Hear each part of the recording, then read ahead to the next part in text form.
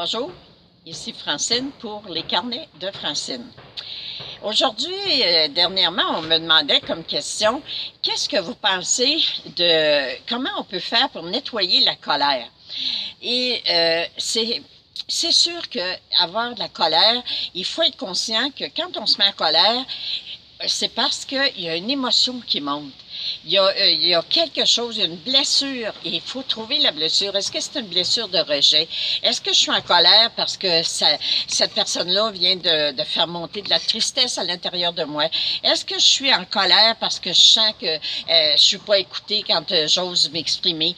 Est-ce que je suis en colère? Et c'est ça qui est important, parce que il faut devenir de plus en plus conscient. Moi, pendant des années, je vous le dis, j'ai suivi des cours pour éliminer la colère.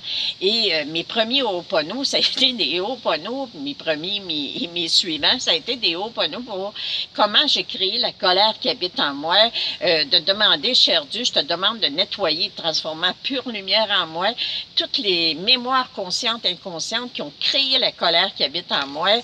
J'ai tellement fait de nettoyage concernant la colère, puis maintenant, ce que je fais quand je me couche et que j'ai pas un nettoyage particulier à faire, je vais dire, cher Dieu, je te demande, au cas où il resterait de la colère à l'intérieur de moi, est-ce que tu pourrais rendre ça là, vraiment lumineux, puis me rendre sereine, m'apaiser? Et c'est sûr que, comme vous voyez, la colère, ça ne se nettoie pas du jour au lendemain, parce que oui, il y a beaucoup de mémoires qui sont rattachées à la colère.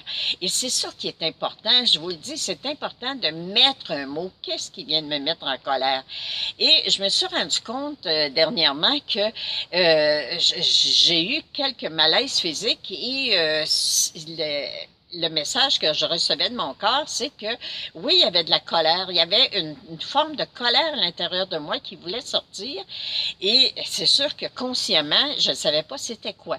J'ai fait un nettoyage, des choses qui ont remonté, et je me suis rendu compte que je vivais parfois des situations à répétition, parce que je n'avais pas de l'air à comprendre le message. Et le message qu'il fallait que je reçoive, c'est que je ravalais.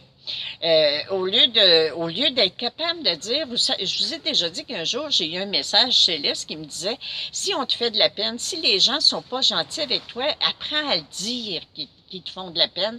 Et je trouvais ça comme, non, non, non, voir si ça a du bon sens que je dise à quelqu'un, ça me fait de la peine, qu'est-ce que tu viens de me dire. Mais je me suis rendu compte que je ne le mets pas en pratique parce que, oui, des fois, il y a des situations que j'essaie de donner mon point de vue, puis que la personne, tout à coup, dit, non, c'est pas comme ça, puis c'est pas comme ça que ça se passe, puis c'est niaiseux de croire à ça.